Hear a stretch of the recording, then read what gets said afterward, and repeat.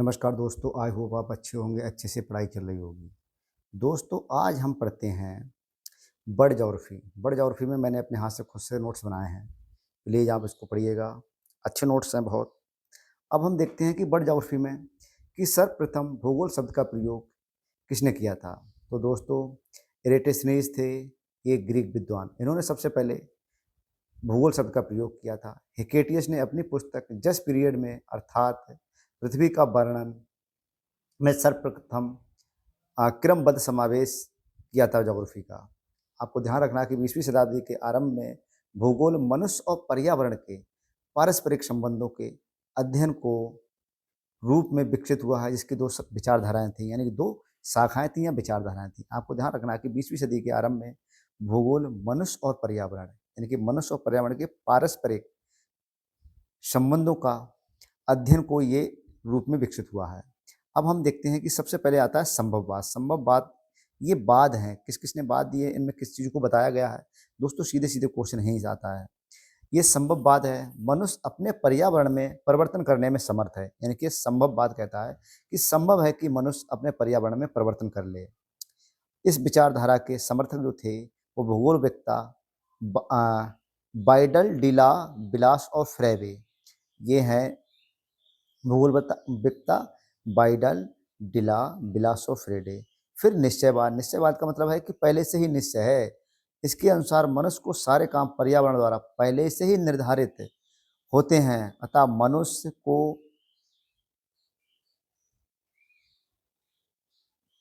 इसमें कुछ भी परिवर्तन नहीं कर सकता दोस्तों, यानी कि मनुष्य को कुछ भी करने की यहाँ पर मनाही है, यानी कि सब कुछ पर्यावरण ने स्वयं इसको डिसाइड कर दिया है कि क्या होगा क्या नहीं होगा, यानी कि पहले से ही निश्चय है।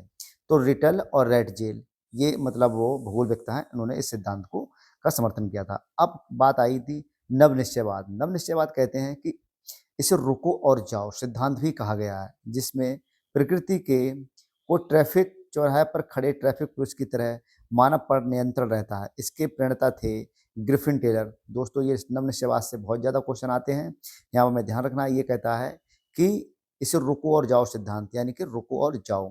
जैसे ट्रैफिक वाला सिपाही है, खड़ा हुआ ट्रैफिक के चौराहे पर खड़ा होता है, तो वो बताता है कि रुको, सही से देखो, तब जाओ, जिससे कोई दुर्घटना ना हो पाए। इसमें इस चीज़ के लिए दोस्तों बताया गया है। अब ब्रह्मांड के बारे में हम बात करते हैं। इसकी उत्पत्ति से संबंधित कुछ सिद्धांत हैं कि ब्रह्मांड की उत्पत्ति कैसे हुई है। तो सबसे जो सर्वमान्य सिद्धांत है वो है महाविस्फोटक सिद्धांत, यानी कि महाविस्फोट सिद्धांत। जॉर्ज लेमेंथर, कौन कहते हैं इसको, देते हैं जॉर्ज लेमेंथर।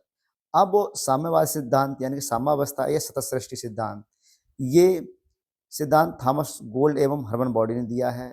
दोलन सिद्धांत डॉक्टर एलन संडेजा ने इसको दिया है दोस्तों। और स्फीति सिद्धांत एलन गुथ। तो ये सिद्धांत आते हैं, इनको मैच करने के लिए भी पूछ सकता है, तो दोस्तों हमें यहाँ पर ध्यान रखना है। भूवैज्ञानिक काल, यानी भूवैज्ञानिक काल। तो भूवैज्ञानिक काल को अगर हम देखें कि वैज्ञानिक काल को बड़े से छोटे के क्रम में, तो सबसे बड़ा जो सबसे पहले था प्राचीन, वो ईयान। इससे मतलब इसके बाद जो काल आया था वो महाकल्प आया था, इसके बाद आया तो कल्प आया, इसके बाद युग आया और फिर काल आया। तो ईयान, महाकल्प, कल्प, युग और काल, ये इनका दोस्तों क्रम है। ब्रह्मांड का व्यास 10⁸ प्रकाश वर्ष है, जिसमें अनुमानतः 100 अरब मंदाग्नि है।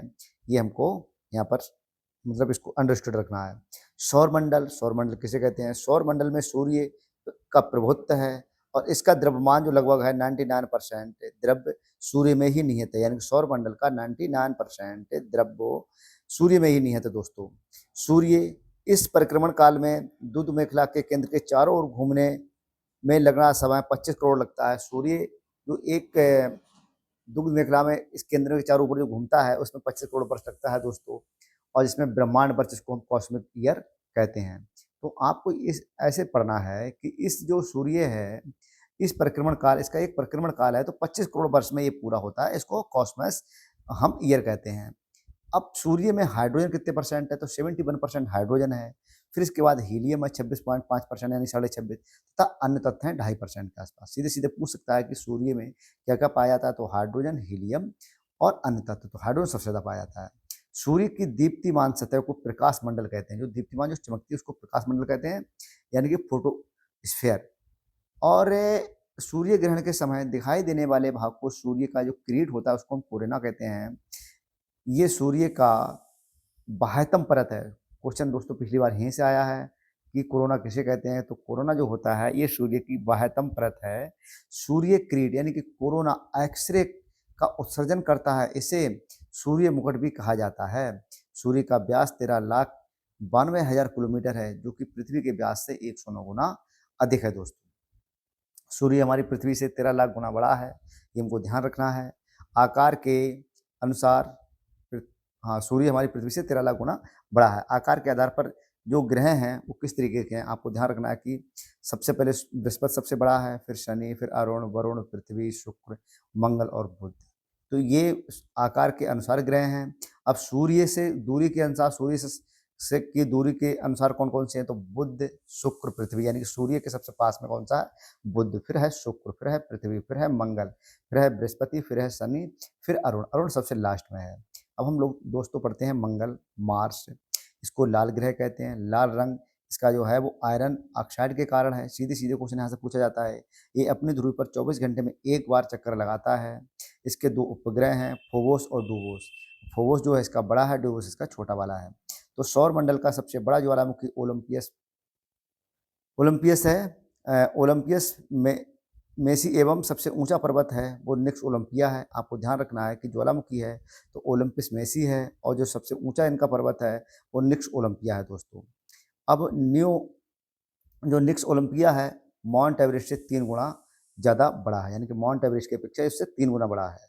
तो कहाँ पर है, ये मंगल ग्रह पर है, यानी कि मून पर, मार्स पर। फिर हम पढ़ते हैं चंद्रमा के लिए मून। अब मून से क्वेश्चन दोस्तों, क्योंकि मून पे बहुत ज़्यादा काम चल रहा है तो यहाँ से भी क्वेश्चन आते हैं। मून के अध्ययन को हम सोनोलॉजी कहते हैं। आपको ध्यान रखना है, चंद्रमा पर धूल के मैदान को शांत सागर कहते हैं। चंद्रमा को जीवाश्म ग्रह भी कहा जाता है। चंद्रमा के दक्षिणी ध्रुव पर जो स्थित है लीबनिट्ज़ पर्वत, यानी कि वहाँ पर क्या है, लीबनिट्ज़ पर्वत है। चंद्रमा का उच्चतम पर्वत है ये, आपको ये भी ध्यान रखना है। और पृथ्वी से चंद्रमा पर 57%, यानी कि पृथ्वी से हम चंद्रमा को देखें तो सिर्फ 57% भाग ही दिखाई देता है। और चंद्रमा का अक्षतल पृथ्वी के अक्षतल के साथ 58.48 डिग्री पर के अंश पर होता है। चंद्रमा का द्रव्यमान पृथ्वी के द्रव्यमान का 1/81 होता है दोस्तों। ये आपको ध्यान रखना है कि वहाँ पर जो पृथ्वी का द्रव्यमान जो होगा उसका 1/81 होगा, वहाँ पर ऑटोमेटिक द्रव्यमान कम हो जाता है। अब सुपरमून की घटना कब किसे कहते हैं, जब चंद्रमा पृथ्वी के सबसे निकट होता है तो उसे पेरिजीफुल मून भी कहते हैं, या फिर हम सुपरमून कहते हैं। पृथ्वी का सौर्यिक संबंध, यानी कि पृथ्वी का सौर्यिक संबंध, यानी पृथ्वी का सूर्य संबंध कैसा है और पृथ्वी की गतियाँ कैसी हैं। दोस्तों आपको ध्यान रखना है, घूर्ण गति किसे कहते हैं, जिसको हम रोटेशन कहते हैं। ये दैनिक गति होती है। पृथ्वी अपने अक्ष पर सदैव पश्चिम से पूर्व की ओर घूमती है और इसे ही हम रोटेशन कहते हैं, जिसके कारण दिन रात होता है। और परिक्रमण यानी कि रेवोल्यूशन किसे कहते हैं, एक की वार्षिक गति। पृथ्वी अपने अक्ष के साथ साथ सूर्य के चारों ओर भी चक्कर लगाती है, इसे परिक्रमण कहते हैं। अब उपसौर और अपसौर, ये भी आपको ध्यान रखना है। पेरिहेलियन यानी पृथ्वी सूर्य के जब सबसे पास होता है तो उसे उपसौर कहते हैं। अपसौर की घटना तब होती है जब पृथ्वी सूर्य सबसे अधिक दूरी पर होता है, तो अपसौर की घटना होती है। तो दोस्तों ये क्वेश्चन यहाँ पर, यानी कि 3 फरवरी को सूर्य सबसे पास में होता है और 4 जुलाई को सूर्य सबसे दूर होता है। तो ये इनकी मतलब डेट है, और यहाँ से क्वेश्चन दोस्तों हर बार से लगातार आ ही रहा है। भूपटल की रचना सामग्री, यानी भूपटल की जो रचना हुई है उसमें किन किन चीज़ों का योगदान है, आपको ध्यान रखना है। ऑक्सीजन है, सिलिकॉन है, एल्यूमिनियम। तो 3 चीज़ें आपको ध्यान रखनी है, क्वेश्चन यहीं से सही हो जाएगा। कंपोजिशन पूछता है कि पृथ्वी की जो रचना हुई है भूपटल की, तो इस पर भूपटल यानी कि भूप्रपटी, इसकी मतलब क्या कंपोजिशन है।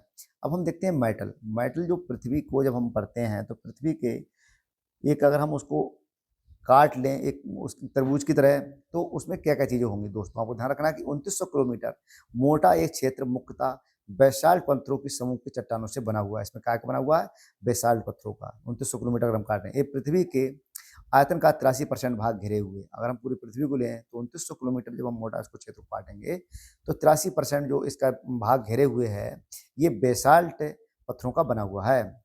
फिर केंद्रीय भाग को बात करते हैं कि इसकी कोर जहाँ केंद्र है, तो पृथ्वी का केंद्रीय भाग जो है वो निकेल और फेरिस का बना हुआ है दोस्तों। इसका औसत घनत्व 13 ग्राम पर सेंटीमीटर क्यूब है, यानी कि वर्ग सेंटीमीटर है, 13 ग्राम वर्ग सेंटीमीटर। दोस्तों आपको ये ध्यान रखना है।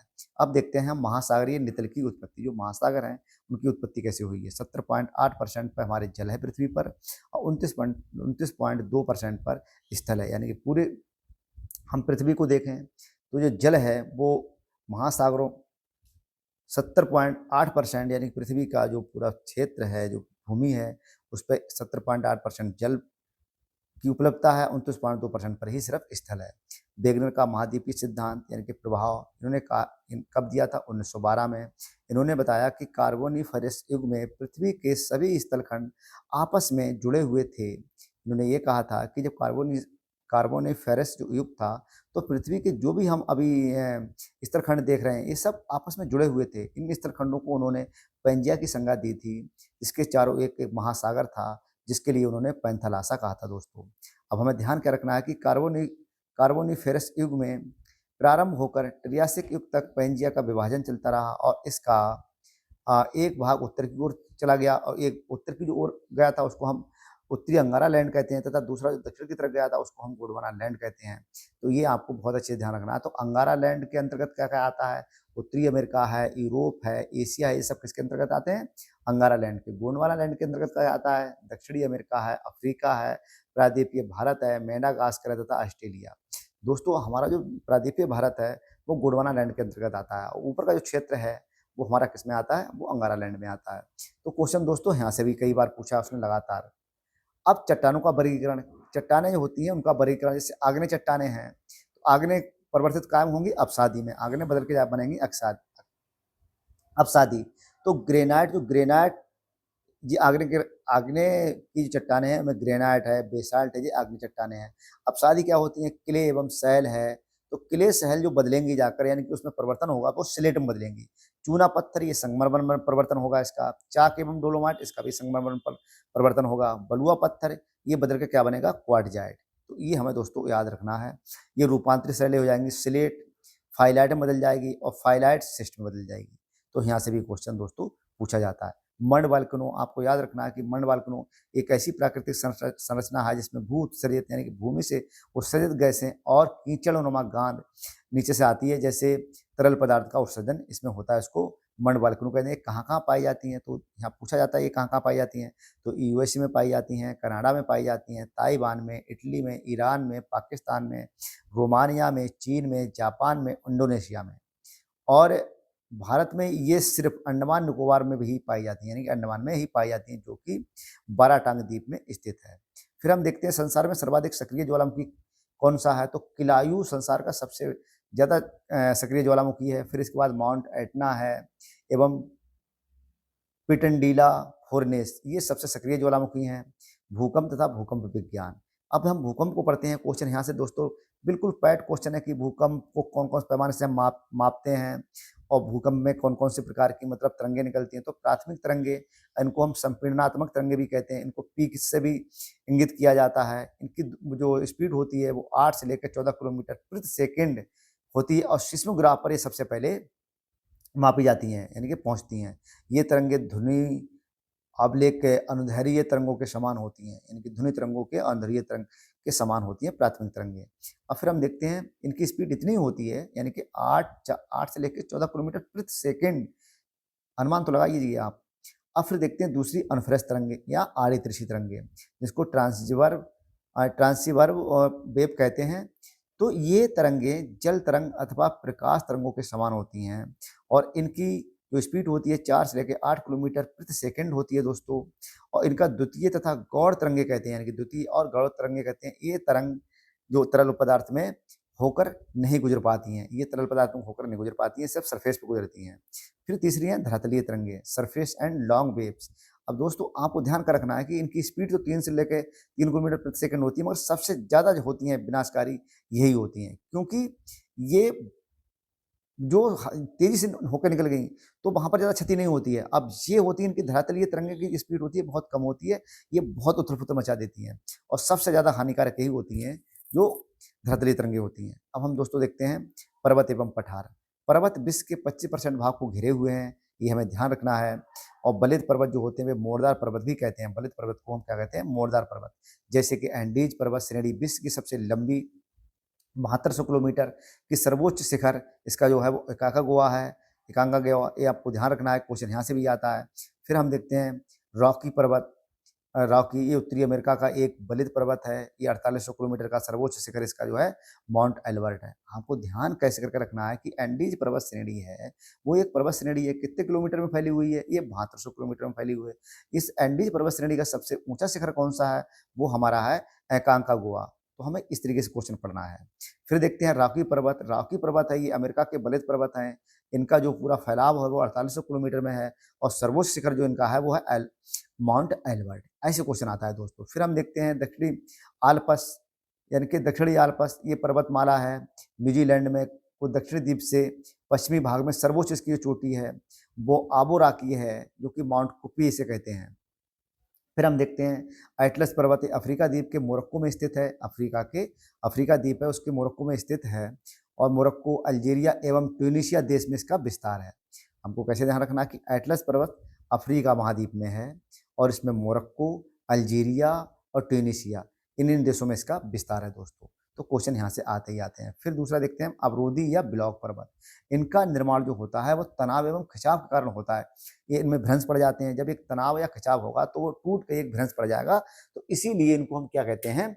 संपीडनात्मक कहते हैं, या फिर हम इनको ब्लॉक पर्वत या अवरोधी पर्वत कहते हैं। तो जैसे कैलिफोर्निया की घाटी यूएसए में, सियरा नेवादा विश्व का सबसे अधिक विस्तृत ब्लॉक पर्वत है। फिर हम देखते हैं जर्मनी स्थित ब्लैक फॉरेस्ट, ये भी ब्लॉक पर्वत हैं। पाकिस्तान का आपका सॉल्ट रेंज है, ये भी मतलब वो अवरोधी या ब्लॉक पर्वत है। फिर दोस्तों सियरा नेवादा यूएसए का एक मिश्रित एवं जटिल पर्वत है।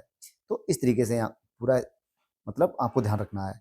अब देखते हैं, जैसे हमने यहाँ पर इसको इकट्ठा करके लिख लिया है कि इस एशिया है, तो एशिया में सबसे ऊंची पर्वत शिखर कौन सा है? वो हमारा माउंट एवरेस्ट है। इसकी ऊंचाई 8848 मीटर और नेपाल एवं तिब्बत में इसकी अवस्थिति है। तो ये एशिया होगा। अफ्रीका का सबसे ऊंचा पर्वत कौन सा है? वो किलिमंजारो है। आपको ध्यान रखना है, ये तंजानिया में है। 5895 किलोमीटर, वो 98 से 95 मीटर इसकी दोस्तों ऊंचाई है।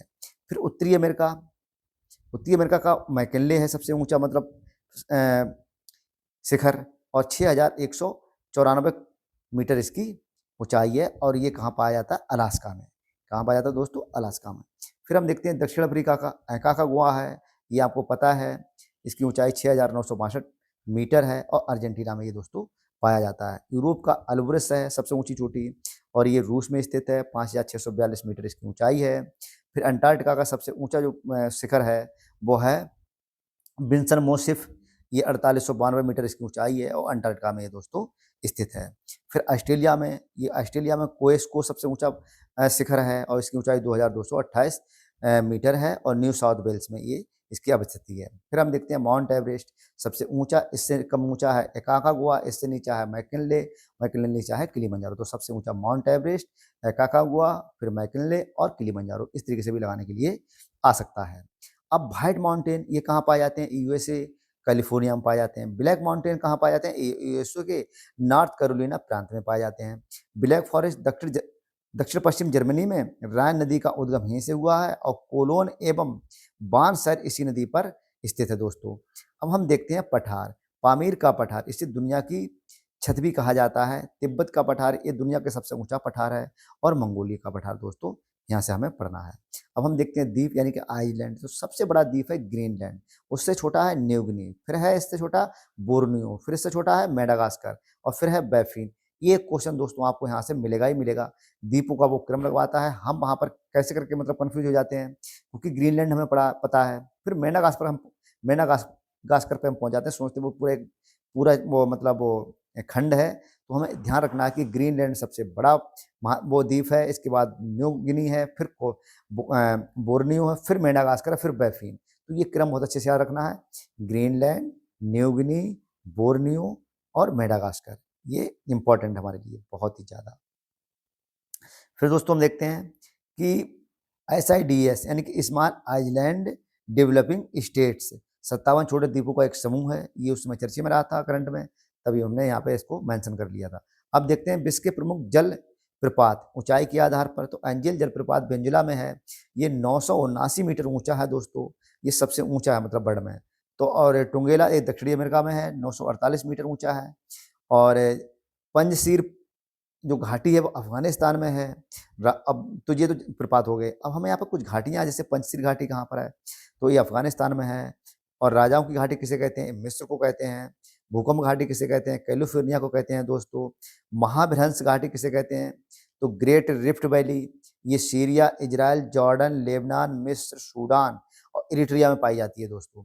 फिर हम देखते हैं कालो की घाटी, तो ये चीन में पाई जाती है। हुंजा घाटी, ये चीन एवं पाकिस्तान को जोड़ने वाला कराकोरम मार्ग पे पाई जाती है दोस्तों। स्वात घाटी, ये पाकिस्तान में पाई जाती है। पंजाकार डेल्टा कहाँ पाए जाते हैं? तो आपको ध्यान रखना, पंजाकार डेल्टा सीधे-सीधे पूछता है। तो दोस्तों घाटियों से भी उसने क्वेश्चन पूछा है पिछली बार, और यहाँ पर ये पूछता है कि कौन-सी नदी कौन-सा डेल्टा बनाती है। तो पंजाकार डेल्टा, जो मिसिसिपी और मिसौरी नदियाँ हैं, ये पंजाकार डेल्टा बनाती हैं। तो सिंधु हमारी जो भारत की है वो भी पंजाकार डेल्टा बनाती है। नील नदी पंजाकार डेल्टा बनाती है। हमारी गंगा भी बनाती है, अमेजन भी बनाती है, रान भी बनाती है, वोल्गा बनाती है, इंद्रावती बनाती है।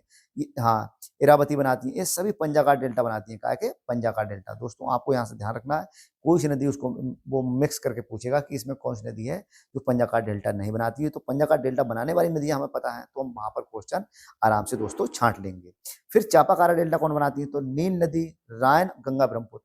अब ध्यान क्या देना है, गंगा पंजाकार भी बनाती है और चापाकार भी बनाती है। नील भी पंजाकार बनाती है और चापाकार भी बनाती है। राइन भी पंजाकार बनाती है और चापाकार बनाती है।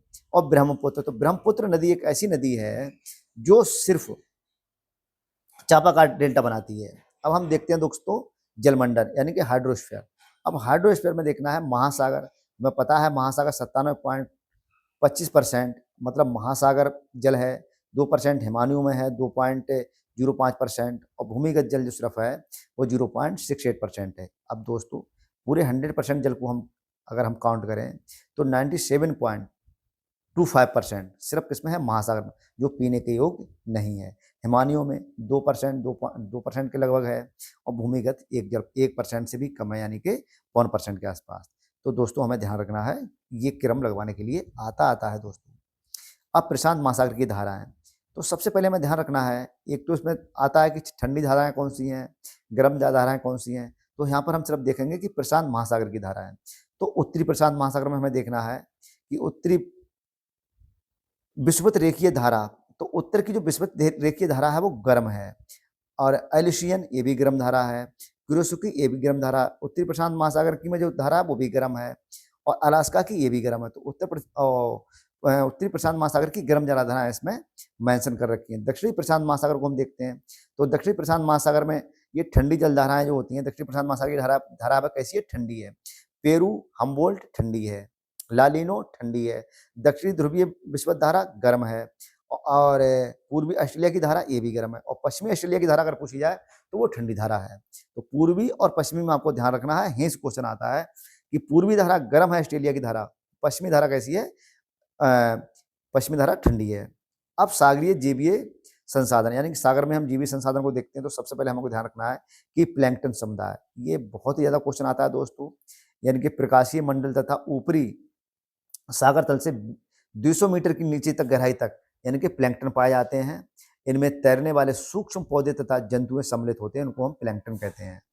इस तरह के फाइटोप्लैंकटन प्राथमिक उत्पादक होते हैं, यानी प्राइमरी प्रोड्यूसर होते हैं, तथा ये स्वयपोषी भी होते हैं, और इनके ऊपर समस्त सागरीय जीव निर्भर करते हैं। प्लैंकटन के ऊपर ही समस्त सागरीय जीव निर्भर करते हैं, सबका भोजन यही होते हैं।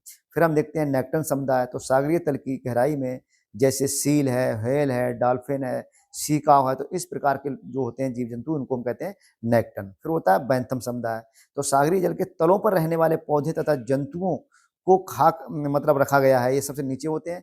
इसमें मोलास्क होते हैं, शार्क होती है, सेबल फिश होती है, हैंग फिश होती है, ऑक्टोपस होते हैं।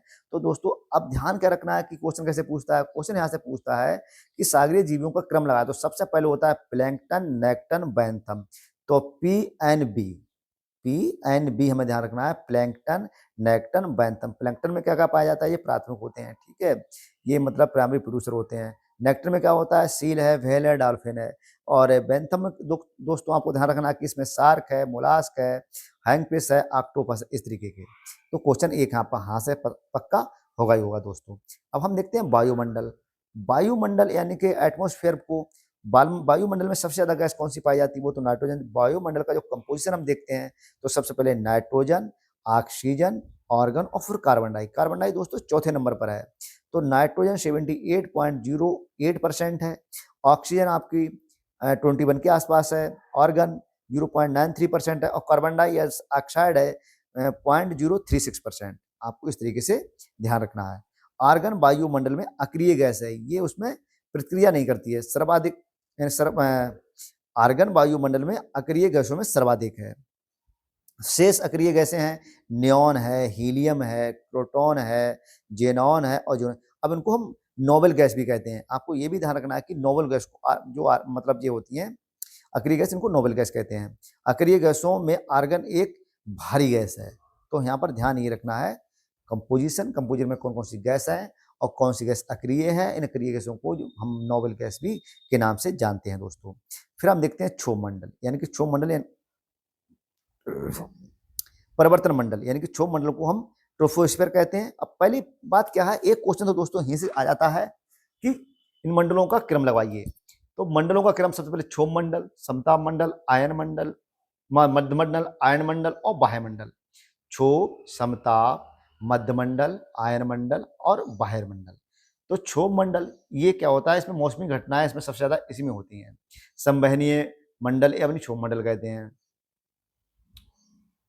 इस तरीके से। अब समताप मंडल है, यहाँ कभी कभी सरस बादल बनते हैं, मगर समताप मंडल जो होता है वो एकदम स्थित रहता है, इसमें ज़्यादा मौसमी घटना नहीं होती हैं और सभी जो मतलब वो हवाई यात्राएं करी जाती हैं वो इसी मंडल के अंतर्गत करी जाती हैं। सभी मतलब जो जहाज होते हैं इसी में उड़ते हैं। अब ओजोन फेयर, यानी कि ओजोन फेयर जो ओजोन फेयर होती है, यानी कि ओजोन होती है वो समताप मंडल में ही पाई जाती है। ओजोन की सर्वाधिक सांद्रता 22 किलोमीटर की ऊंचाई पर होती है, ये हमको दोस्तों ध्यान रखना है।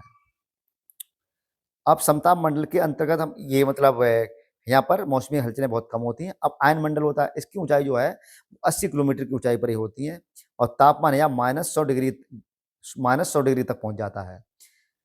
फिर आयन मंडल को देखते हैं, आयनोस्फीयर, ये 80 किलोमीटर से लेकर 640 किलोमीटर तक इनकी ऊंचाई पाई जाती है और ऊंचाई के साथ साथ तापमान में यहाँ पर दोस्तों वृद्धि होती है। इस भाग में विस्मयकारी विश्वतीय एवं चुंबकीय घटनाएं होती हैं और आपको ध्यान रखना है कि यहाँ पर कॉस्मिक रेज का भी परिलक्षण होता है, यानी परिलक्षित होती हैं। इसमें डी लेयर है, ई लेयर है।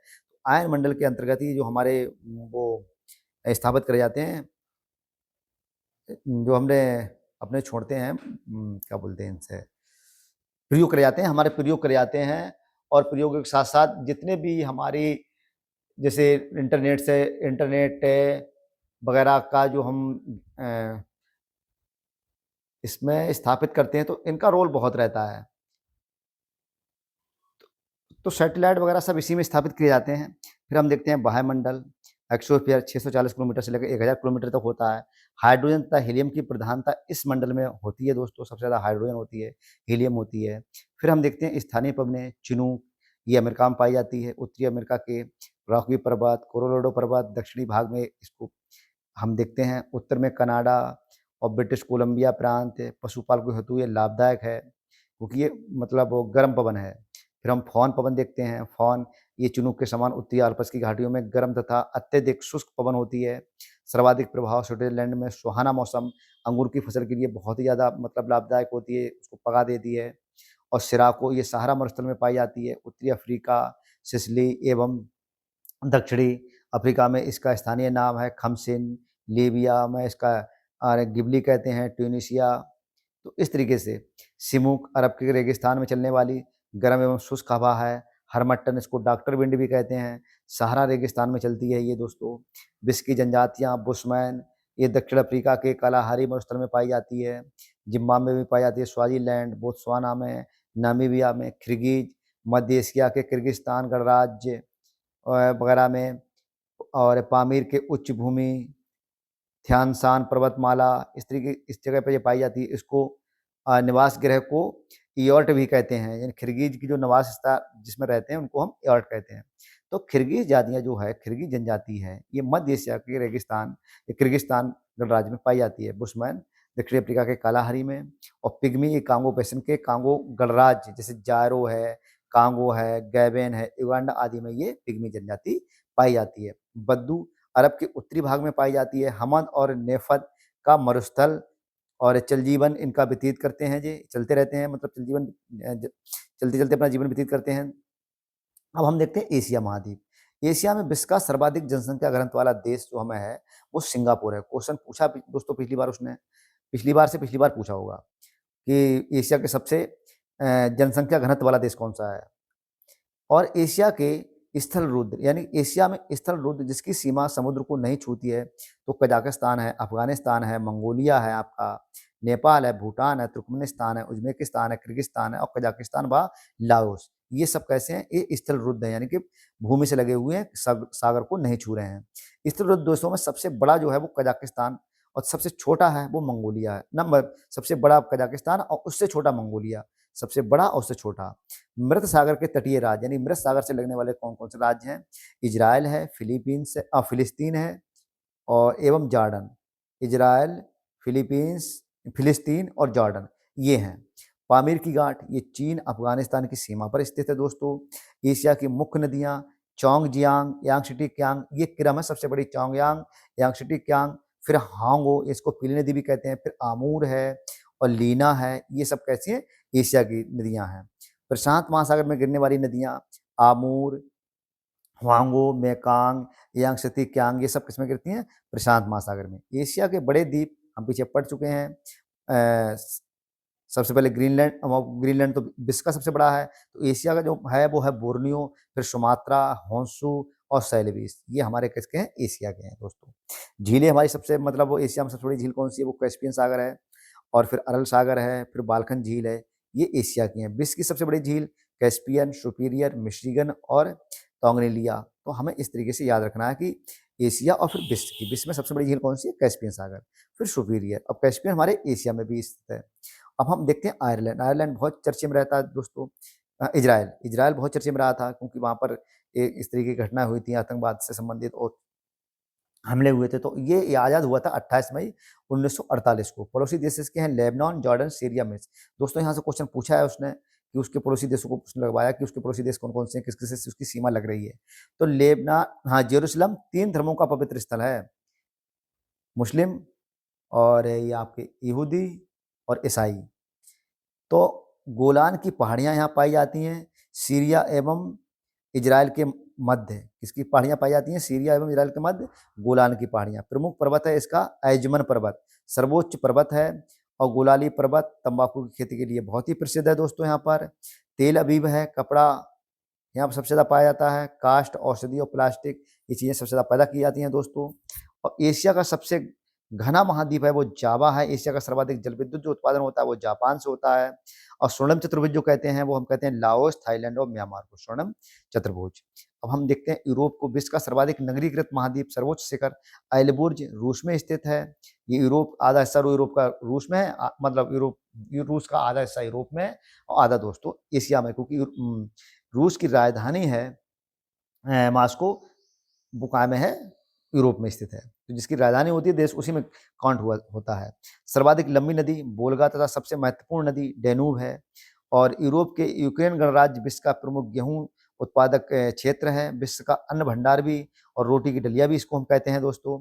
इटली को यूरोप का भारत कहा जाता है। गल्फ स्ट्रीम जलधारा यूरोप का गर्म कंबल कहते हैं हम इसके लिए। विश्व की सबसे लंबी भूमिगत रेल मार्ग लंदन एवं पेरिस को जोड़ता है दोस्तों। और पो नदी इटली की गंगा कहते हैं। फ्रांस यूरोप का एकमात्र देश है जो कि खाद्यान्न उत्पादन में आत्मनिर्भर है। कौन? फ्रांस। और इसे किसानों का देश भी कहते हैं। समुद्रों की रानी कहा जाता है। नॉर्वे अंतर्राष्ट्रीय बीज भंडार यहाँ पर स्थित है दोस्तों। मॉस्को को 5 सागरों का पत्तन कहा जाता है। कैस्पियन सागर, काला सागर और बाल्टिक सागर। खेत एवं लांगोड़ झील भी पाई जाती है यहाँ पर। और डोनेस्ट्रिक यूक्रेन का सबसे बड़ा कोयला उत्पादक केंद्र है। यानी कि डोनेस्ट्रिक पूछा जाता है दोस्तों इस तरीके से, तो आपको ध्यान रखना है यहाँ पर। अब हम देखते हैं अफ्रीका महाद्वीप। अफ्रीका महाद्वीप में देखते हैं पश्चिम से पूर्व सहारा, मोरितानिया जो कर्क रेखा गुजरती है वो कहाँ से गुजरती है? पश्चिम से देखते हैं। पश्चिम में सबसे पहले सहारा मरुस्थल आता है, मोरितानिया आती है, माली, अल्जीरिया, लीबिया, मिस्र। और मकर रेखा नामीबिया, बोत्सवाना, दक्षिण अफ्रीका, मोजाम्बिक, मेडागास्कर। और विषुवत रेखा कहाँ से गुजरती है? गैबन, कांगो, जारे, युगांडा, केन्या, सोमालिया। एकमात्र द्वीप जिससे तीनों रेखाएं गुजरती हैं, कर्क रेखा, मकर रेखा और विषुवत रेखा। अफ्रीका की झीलें हैं विक्टोरिया जो कि विक्टोरिया झील कहाँ-कहाँ पे स्थित है, तो विक्टोरिया झील की जो सीमा टच कर रही है वो युगांडा, केन्या, तंजानिया को। और टांगनिका ये कांगो प्रजातांत्रिक गणराज्य में स्थित है दोस्तों। प्रमुख पठार सोमाली पठार है यहाँ पर, और जो पेट्रोलियम संसाधन के लिए बहुत ही ज़्यादा अ, फेमस है। अबिसिनिया का पठार, यहाँ काफ़ी उत्पादन होता है दोस्तों। कठंगा का पठार कांगो एवं जारे नदियों का उद्गम तावा एवं हीरा के लिए बहुत ही प्रसिद्ध है। नदी और बांध, आपको ध्यान रखना है कि श्वेत नदी ओवन बांध है इस पर, नील नदी पर सोनार बांध है, और नील नदी ये आसमान बांध भी इस पर है। जम्बेबी नदी करीबा बांध है। नाजर नदी कैंची बांध है यहाँ पर। खादान तटीय पेटी सेरा लियोन है। स्वर्ण तटीय रेखा घाना है। नील नदी भूमध्य सागर में गिरती है। और ब्लू नाइल टांगनिका झील से इथोपिया यानी कि व्हाइट नाइल खार्दूम सूडान की राजधानी खार्दूम नील नदी पर स्थित है दोस्तों। स्टेनली और लिविंगस्टोन जलप्रपात ये कांगो जारे नदी पर स्थित हैं। माउंट किलिमंजारो ये एक मृत ज्वालामुखी पर्वत है, तंजानिया में स्थित है। और माउंट कैमरूम ये अफ्रीका का एकमात्र सक्रिय ज्वालामुखी है।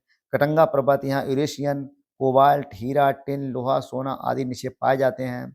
और अंटार्कटिका महाद्वीप डॉक्टर गिरिराज सिंह सरोही बुलंदशहर के थे। इन्होंने दक्षिणी ध्रुव पर पहुंचने वाले पहले भारतीय बने दोस्तों।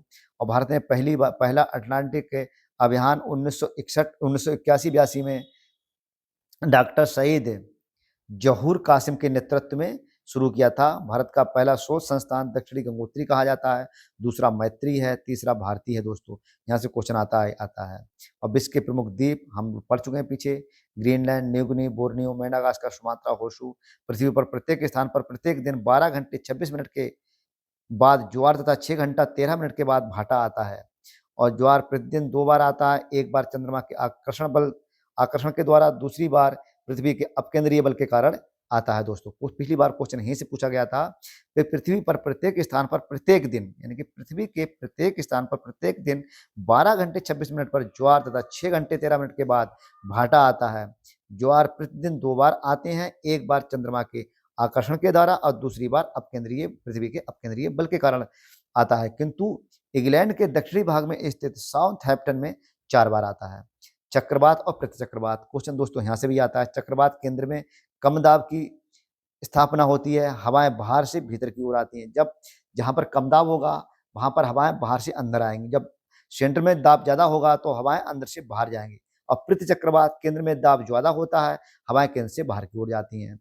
हरिकेन कहाँ पाए जाते हैं? ये अटलांटिक महासागर में उठने वाली पश्चिमी द्वीप के चारों ओर चक्रवाती तूफान है।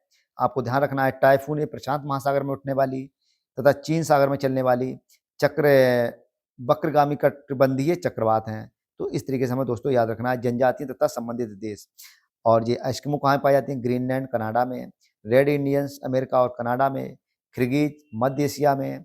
मसाई पूर्वी अफ्रीका में। पिग्मीज कांगो बेसिन में पाई जाती हैं। आयनू जापान में। जुलू नेटाल प्रांत में पाई जाती हैं दोस्तों। और हम देखते हैं कि विश्व की सबसे बड़ा जो मरुस्थल है वो अंटार्कटिका, विश्व का सबसे बड़ा उष्ण मरुस्थल है दोस्तों सहारा। तो विश्व का सबसे बड़ा मरुस्थल अंटार्कटिका जो कि बिल्कुल व्हाइट मरुस्थल है वो। और विश्व का सबसे बड़ा उष्ण यानी कि गर्म मरुस्थल वो सहारा है। विश्व का सबसे शुष्कतम मरुस्थल वो अटाकामा मरुस्थल है, शुष्कम। और हॉट विंड ये कहाँ? हॉट विंड जो हम देखते हैं तो चिनूक है, फॉन है, हरमट्टन है, चला हॉट विंड है। कोल्ड विंड मिस्ट्रेल है, बोरा है, ब्लिजर्ड है, और पापागायो है, मैक्सिको हॉट। विश्व को 12 प्रमुख जलवायु प्रदेशों में बांटा गया है। कैस्पियन सागर इसके लिए ट्रिक है। तारिक, तुर्कमेनिस्तान और अजरबैजान, रसिया, ईरान, किर्गिस्तान। तो दोस्तों इसकी तारीख, और जो ब्लैक सी होता है इसके लिए टी बर्गर बोल सकते हैं। तो तुर्की, बुल्गारिया, रशिया, जॉर्जिया, यूक्रेन और रोमानिया। तो ये दोस्तों क्वेश्चन यहाँ से कैस्पियन और ब्लैक सी ये हर बार क्वेश्चन आता है। आप इसको ध्यान रखें प्लीज। और बहुत बहुत धन्यवाद सुनने के लिए। और सब्सक्राइब लाइक कीजिएगा दोस्तों अगर पसंद आए तो। नमस्कार।